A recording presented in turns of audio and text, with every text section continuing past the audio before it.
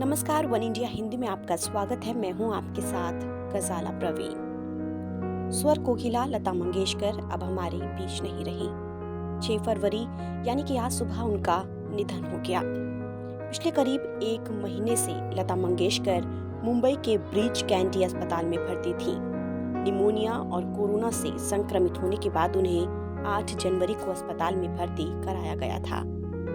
कुछ दिन पहले हालत में सुधार होने के बाद बीते दिन उनकी हालत नाजुक हो गई और डॉक्टर्स की टीम ने उन्हें वेंटिलेटर पर शिफ्ट किया। लेकिन स्वर कोकिला जिंदगी की जंग हार गई। लता दीदी के निधन से पूरा देश गमगीन हो गया है, लेकिन करोड़ों लोगों के दिलों में जगह बनाने वाली लता मंगेशकर को स्वर कोकिला यूं ही नहीं कहा जाता। गायकी की दुनिया में लता मंगेशकर ने जो मुकाम हासिल किया, उसके लिए उन्होंने कड़ी मेहनत की।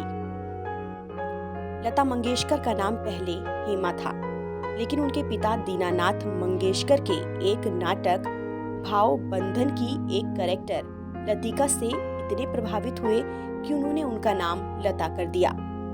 लता मंगेशकर का म्यूजिक करियर 13 साल की उम्र में पिता की मौत के बाद शुरू हुआ था। काम की वो ऐसी चहेती थी कि उन्हें खाने पीने तक का ध्यान नहीं रहता था।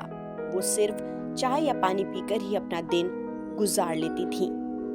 देश की आवाज और भारत की स्वर कोकिला लता मंगेशकर ने हिंदी और दूसरी 36 भाषाओं में 1000 से ज्यादा गाने गाए हैं। लेकिन एक ऐसा वक्त था जब लता दीदी की आवाज को प्रोड्यूसर सहस्त्रधारा मुखर्जी ने रिजेक्ट कर दिया था और कहा था कि वो बहुत पतली है। लेकिन लता मंगेशकर ने हार नहीं मानी और उन्होंने म्यूजिक नहीं छोड़ा। इसके बाद उन्हें असली शोहरत 1949 में आई फिल्म महल के गाने आएगा आने वाला से मिली। लता मंगेशकर ने अपनी बहन आशा भोसले के साथ पहला गाना 1991 में आई फिल्म दमन के लिए गाया था।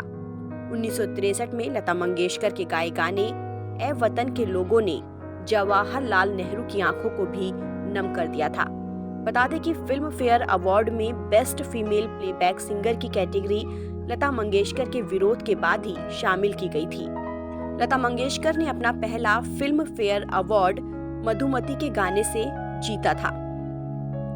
इसके बाद लता मंगेशकर ने 1977 में लंदन के रॉयल एल्बर्ट हॉल में परफॉर्म करने वाली पहली भारतीय महिला बनी थी।